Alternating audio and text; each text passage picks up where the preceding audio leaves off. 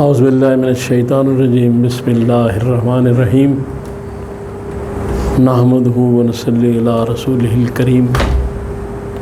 انتہائی قابل احترام سامعین و حاضرین، مجھ سے اچھے لوگوں، السلام علیکم ورحمۃ اللہ وبرکاتہ۔ دروشی پڑھ لیں۔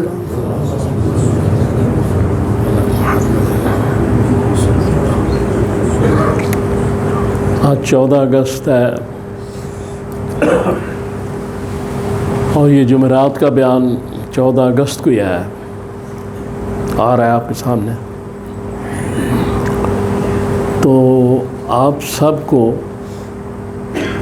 پاکستان کا بننا مبارک ہو۔ اصل جو مسئلہ ہے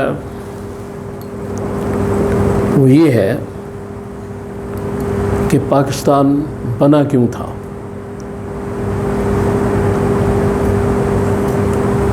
ایک ہی مقصد تھا قائد اعظم رحمۃ اللہ علیہ کے سامنے، دوسرا جو چیزیں تھیں کہ ہندو بڑی زیادتی کرتے تھے مسلمانوں کے ساتھ، اب بھی کر رہے ہیں۔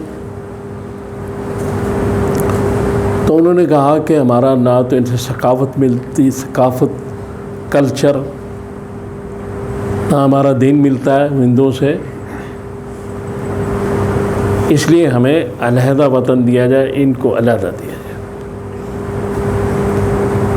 تو اس کی بنیاد رکھی گئی تھی کہ لا الہ الا اللہ، یعنی لا الہ الا اللہ بنیاد ہے پاکستان کی۔ تو پھر اس طرف سے ہندوستان سے جو لوگ آئے، بے شمار انہوں نے قربانیاں دی، وہاں سے اپنے گھر بار چھوڑ کے آئے، اپنا مال و اسباب چھوڑا، شہید بھی ہوئے، عورتوں کی بے حرمتی ہوئی، سب کچھ برداشت کیا صرف ایک بات کے لیے، لا الہ الا اللہ۔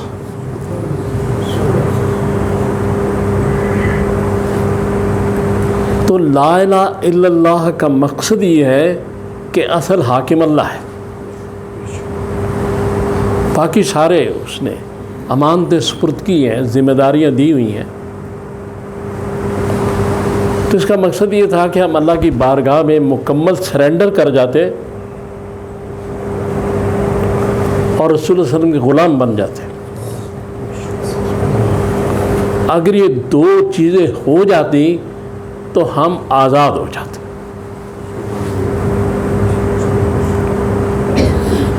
چونکہ جب مالک کائنات جو ہے اس کے ساتھ رشتہ جڑ جائے اور رسول اللہ علیہ وسلم کے ساتھ رشتہ جڑ جائے اور اس کو قبول فرما لیں،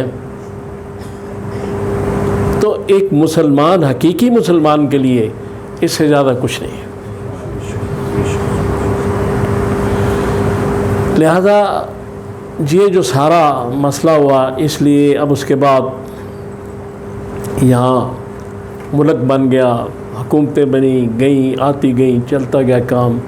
78 ایئرز بیک، 78 سال ہو گئے۔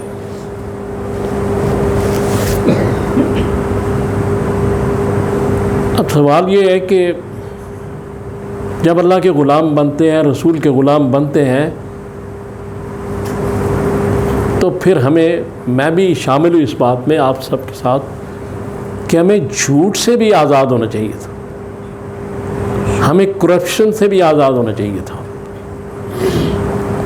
ہمیں ہر حرام کام سے آزاد ہونا چاہیے تھا، چونکہ غلام ہو گئے تھے اس کے، جس کا حکم ماننا ہم پر لازم اور فرض ہے، اور وہ یہ کہتا ہے کہ حرام کام نہ کرنا،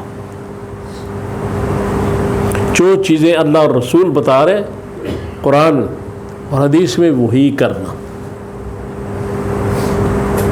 تو جب ہم اس کے غلام ہیں، ملک اس کی ذات کے لیے بنا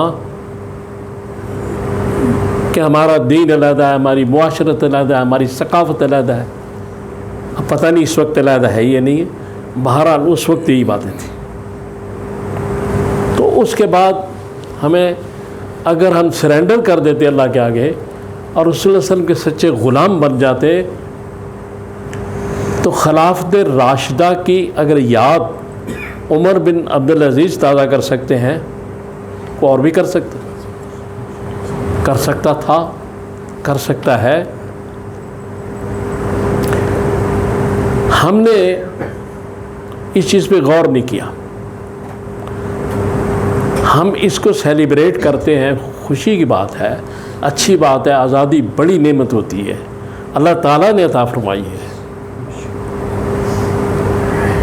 لیکن مسلمان کی سیلیبریشن کیا ہوتی ہے؟ مسلمان کس طرح چیزوں کو سیلیبریٹ کرتا ہے؟ ہمیں مرشد ازلی کی طرف دیکھنا پڑے گا، محمد رسول اللہ۔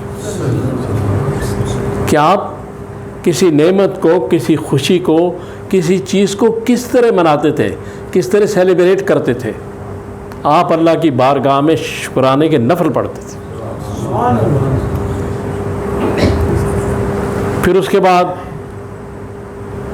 کیا ہونا چاہیے؟ جو اہل ثروت دولت مند لوگ ہیں، اس دن جس دن ہمیں آزادی کی نعمت ملی، اس کو سیلیبریٹ کرنے کے لیے لوگوں کے لیے دسترخوان کھول دیں، کھانا کھلائیں۔ رسول اللہ صلی اللہ علیہ وسلم نے فرمایا ہے کہ کھانا کھلانا اسلام کی عادت ہے، ہیبٹ آف اسلام، غریب مسکین کو کھانا کھلانا۔ تو سیلیبریشن کرنی ہے تو غریبوں مسکینوں کو کھانا کھلانا چاہیے، اہل ثروت لوگوں کو صدقات کرنے چاہیے، خیرات کرنی چاہیے، اس لیے کہ اللہ تعالیٰ نے ہمیں ایک بڑی نعمت دی اس ملک کی صورت میں، جہاں ہم آزادی کے ساتھ مسجدیں بنا رہے ہیں، سارے کام کر رہے ہیں۔ لیکن کیا ایسا ہوا؟ اس پہ بحث میں نہیں کرنا چاہتا، نہ بات کرنا چاہتا ہوں، لیکن سوال یہ ہے کہ یہ میرے لیے بھی سوال ہے، آپ کے لیے بھی سوال ہے، یہ کہ ہم نے جانا کس طرف تھا اور ہم جا کس طرف رہے ہیں۔ ہماری اس دن کے منانے کی سیلیبریشن وہی ہے جو ہونی چاہیے؟ کیا ایسے ہی ہونا چاہیے؟ یہ سب سوالات ہیں۔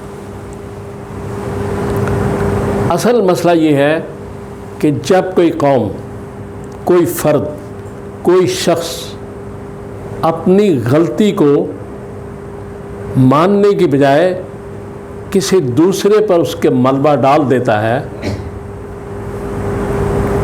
تو اپنی غلطی کو ساری زندگی درست نہیں کر سکتا۔ ہم نے یہی کام کیا،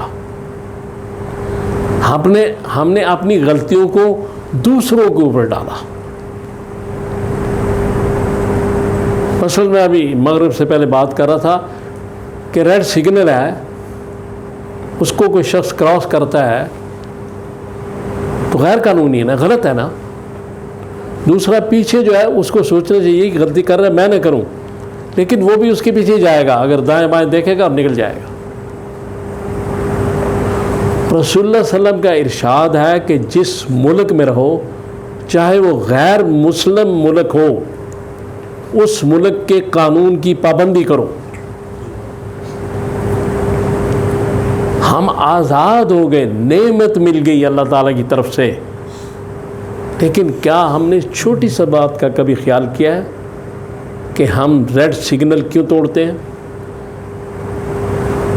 یہ ملک پاکستان کے قانون کی بے حرمتی نہیں ہے، یہ تو علیحدہ مسئلہ ہے۔ یہ رسول اللہ صلی اللہ علیہ وسلم کے ارشاد کو نظر انداز کر رہے ہیں۔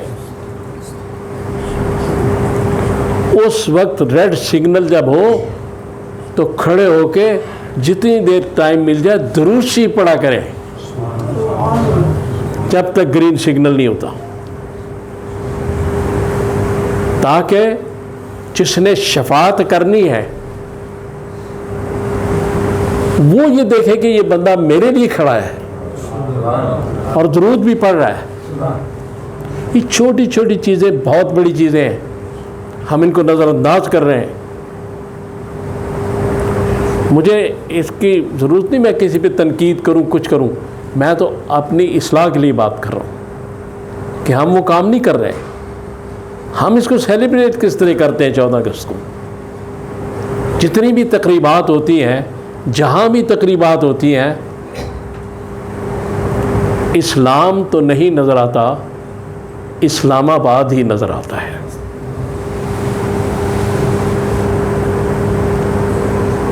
اسلام نظر آنا چاہیے، پتہ چلے اسلامی ملک ہے. اہل ثروت لوگوں کو اس دن بڑے آزادی بڑی قیمتی چیز ہوتی ہے، بہت قیمتی چیز ہوتی ہے. اہل ثروت لوگوں کو اس دن دل کھول کے صدقات خیرات کرنے چاہیے. اور غریب آدمی کچھ نہیں کر سکتا تو کم از کم نفل تو پڑھ سکتا ہے. اور دوسری بات کہ ہم نے کیا جھوٹ سے آزادی حاصل کی، رشوت سے آزادی حاصل کی، حرام کاموں سے آزادی حاصل کی. جب اللہ رسول کے غلام ہو گئے تو ان سب کاموں سے آزادی حاصل کرنا ہماری اپنی کوشش ہے، کیونکہ ہم غلام ہو چکے ہیں اللہ رسول کے. اس لیے ان کاموں سے آزادی حاصل کرنا، حرام کاموں سے، یہ حقیقی آزادی ہے. اس میں میں بھی شامل ہوں، آپ بھی شامل ہیں. تو اللہ تعالیٰ سے دعا کرے تو اللہ تعالیٰ مجھے اور آپ کو توفیق دے کہ ہم اصل آزادی کا مفہوم سمجھ سکیں اور اللہ کی حاکمیت اور محمد رسول اللہ کی محبت اللہ تعالیٰ ہمارے دلوں میں پیدا کرے. میں اپنے آپ کو سب کو، جتنے بھی مسلمان ہیں اس دنیا میں، ان کو اللہ کے حفظ و امان میں اللہ ہی کے سپرد کرتا ہوں. وَأُفَوِّضُ أَمْرِي إِلَى اللَّهِ إِنَّ اللَّهَ بَصِيرٌ بِالْعِبَادِ.